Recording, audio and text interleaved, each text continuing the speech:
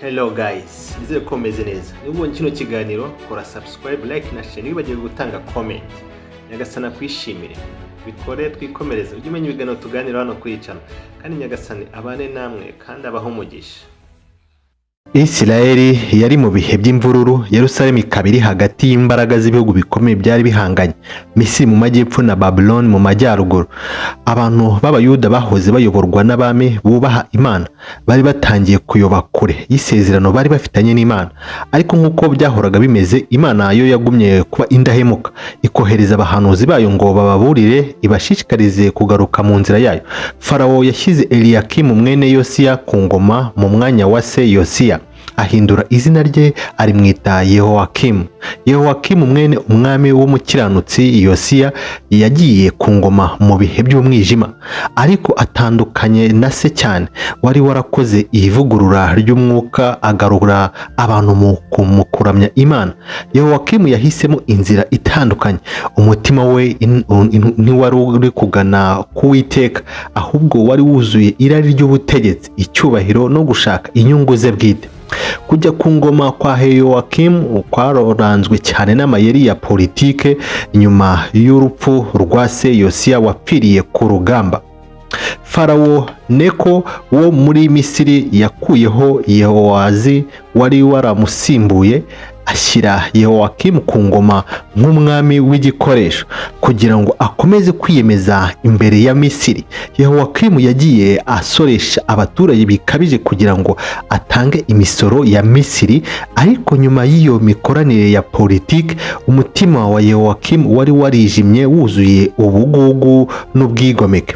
Ingoma ya Yehowakimu yaranzwe n'akarengane n'ubugome, yubatse ingoro nini z'akataraboneka atitaye ku mibabaro y'abaturage.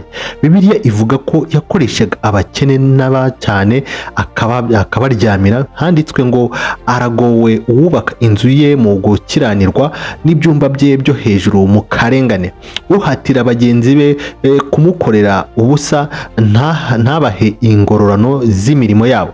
Umuhanuzi Yeremiya intumwa y'Imana yamwihanganirije, amuburira ku ngaruka z'ibizakorwa n'ibikorwa bye.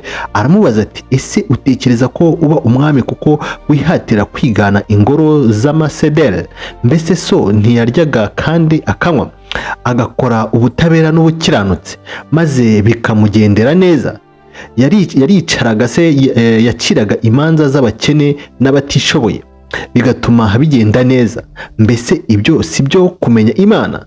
Niko Uwiteka avuga. Ariko Yehowakimu ntiyitaye kuri ayo magambo, aho kuyobora igihugu cye mu butabera n'ubukiranutsi nk'uko se yabigenzaga, yahisemo gukomeza inzira y'ubwibone n'ubugome. Yahisemo guhohotera abaturage no gusuzuguza Imana. Uko ingoma ye Yehowakimu yagendaga ikomeza, niko Babylon yagendaga igira imbaraga. Nebukadinezari umwami ukomeye wa Babylon yateye igihugu cya Yuda, maze atsinda Yehowakimu amugira umwami ugengwa nawe. Mu gihe cy'imyaka 3 Yehowakimu yatanze imisoro kuri Babylon, yemera ku gahato ubutegetsi bwayo, ariko ubwibone bwe ntibwigeze bumwemerera kuguma mu bwumvikane. Mu mwaka wa 4 w'ingoma ya Yehowakimu yigometse kuri Nebukadinezari, agerageza kwiruka munsi y'ubutegetsi bwa Babylon. Icyo gihe amagambo yo kuburira kwa Yeremiya yarushijeho gukomera. Yakomeje guhamagara ubwami n'abaturage bose ngo bihane basubire ku Mana. Mu butumwa bukomeye cyane, Yeremiya yahagaze mu rukiko rw'inzu y'Uwiteka atangaza ijambo ry'Imana ataziguye ati, nimwanga kunyitaho mukanga kugendera mu mategeko yanjye nabashyiriyeho, mukirengagiza amagambo y'abagaragu banjye aribo bahanuzi, abo mboherereza ubutitsa, noneho nzagira iyi nzu nk'Ishilo, kandi uyu mujyi nzawugira ikivume mu mahanga yose yo ku isi. Ariko aho kwihangana, Yehowakimu yararakaye cyane. Yaravuze ati, ninde Yeremiya ngo avuge amagambo nk'ayo y'urubanza? Ninde wagira ubutwari bwo guhagarara ubutegetsi bwanjye? Yagerageje gucecekesha umuhanuzi, aramufunga kandi atangira no gushaka kumwica. Nyamara ijambo ry'Imana ntiryigeze rihagarara. Abandi bahanuzi barimo Uriya basubiragamo ubutumwa bwa Yeremiya. Nubwo Yehowakimu yategetse ko Uriya ahigwa akicwa, Yeremiya we yakomeje gushikama, atangaza urubanza rwari rwigereje kugwira Yuda. Igihe gitangaje no kurusha ibindi cy'ubwigomeke bwa Yehowakimu cyabaye igihe Imana yahaye Yeremiya ubutumwa bwihariye agomba kugeza ku mwami. Imana yamutegetse kwandika amagambo yose ayari yaravuze arwanya Yuda, Isirayeli n'amahanga yose uhereye mu minsi ya Yoziya kugeza icyo gihe. Umuzingo waranditswe maze Baruku umwanditsi wa Yeremiya awusomera mu rusengero. Inkuru yakwirakwiriye vuba maze umuzingo ugezwa kuri Yehowakimu. Igihe amagambo y'Uwiteka yasomerwaga umwami, igisubizo cya Yehowakimu cyari giteye ubwoba kandi kidasanzwe. Aho gucika intege imbere y'urubanza rw'Imana, aho kwihana no kwicisha bugufi, yafashe icyuma atangira gukata umuzingo w'ijambo ry'Imana. Buri uko basomaga inkingi eshatu cyangwa enye, umwami yazikatagamo n'icyuma akazijugunya mu muriro wari mu cyuma cyari cyashyizwe imbere ye, kugeza igihe umuzingo wose ushiriye mu muriro. Yehowakimu ntiyari afite namba gutinya Uwiteka. Yibwiraga ko ashobora kurimbura ijambo ry'Imana, akaryotsa akaryumvisha ubusa, acecekesha ijwi ry'urubanza, ariko ijambo ry'Imana n'iry'iteka ryose ntiryatwikwa, ntiryacecekeshwa kandi ntiryahagarikwa. Uwiteka ategeka Yeremiya kongera kwandika uwo muzingo, ariko noneho yongeramo andi magambo menshi arushijeho gukomera, atangaza urubanza ku bwigomeke bwa Yehowakimu. Uwiteka aravuga ati, nuko Uwiteka avuga kuri Yehowakimu umwami wa Yuda ati, ntazagira uwo asiga ku ntebe ya Dawidi, umurambo we uzajugunywa hanze, utwikwe n'izuba ku manywa n'ubukonje nijoro. Nk'uko byari byarahanuwe, Nebukadinezeri yongeye kugaruka. Ubu ntiyari ahari kugirira imbabazi. Ubugome n'ubwigomeke bya Yehowakimu byari bikuruye uburakari bukomeye bwa Babuloni kuri Yuda. Nebukadinezeri yohereje udutsiko tw'abasirikare baturutse mu mahanga yo hafi. Abanyasiriya, Abamowabu, Abamoni batangira guhungabanya igihugu cya Yuda. Bidatinze ingabo za Babuloni n'ubwazo zarahageze, zigota Yeruzalemu. Iherezo rya Yehowakimu ryari rigeze.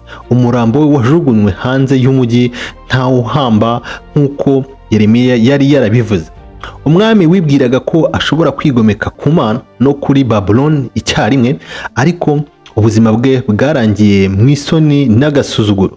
Umuhungu we Yehowakimu yamusimbuye ku ngoma igihe gito cyane, ariko nawe yahise afatwa ajyanwa mu bunyage i Babuloni hamwe n'abanyacyubahiro n'intiti z'i Yeruzalemu. Umurage w'ubwami bwa Dawidi baravanyweho ako kanya, kandi abaturage ba Yuda bajyanwa mu bunyago. Inkuru ya Yehowakimu ni isomo rikomeye ry'ingaruka z'ubwibone n'ubwigomeke. Yari umwami wari ufite amahirwe yose yo gukurikira inzira y'ubukiranutsi ya se Yoziya.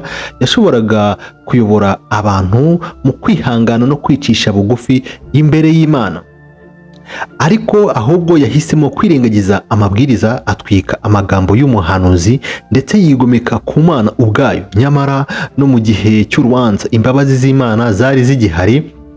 Iyo Yehowakimu aza kwihana, Imana yari kongera kumugirira imbabazi nk'uko byari byarigeze kubaho mbere. Ariko Yehowakimu yahisemo inzira yirimbuka. Mu gihe inkuru ya Yehowakimu irangira mu bwigomeke n'akaga, hagiye kuzamuka undi mwami, umwami Asa w'i Yuda, umwami wahagaze ashikamye ku Uwiteka, agashyira mu bikorwa ivugurura rikomeye, akayobora abaturage gusubira mu kuramya Imana imwe y'ukuri. Nimudukurikirane muri video ikurikira, kandi tuzabagezaho inkuru y'umwami Asa nuko yahagaze ashize amanga ku gukurikiranukwa no kubaha Imana. Ntiwibagirwe gukanda like na subscribe n'igitekerezo kugira ngo mutazacikwa na video ikurikiraho ivuga ku mwami Asa, kandi mukande notification bell kugira ngo mujye mubimenyeshwa igihe dushyizeho video nshyashya. Murakoze cyane kudukurikirana. Imana ibahe umugisha kandi ibishimire.